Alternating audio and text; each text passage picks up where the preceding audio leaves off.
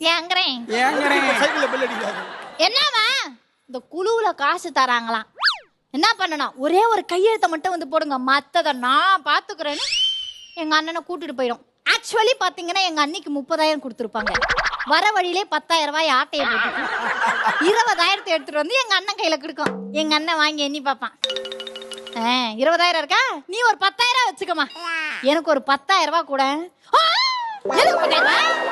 ஒரு நல்லது கேட்டு தீபாவளி எடுத்து பொங்கல் வருது, பிள்ளைங்களுக்கு பீஸ் காட்டினா சோட்டுக்கல்ல வச்ச மூக்குத்தி மூவாம் கிடக்க நான் என்ன பண்ணுவேன்? இவ்வளவு பேச்சு பேசுறியே, 1ஆம் தேதி என்ன குழுவுல காசு கட்டணும், எங்க அண்ணன் கிட்ட தானே வருவேன். இப்ப 10 நாள் இருக்கிறப்ப எங்க அண்ணி ஆரம்பிக்கும்.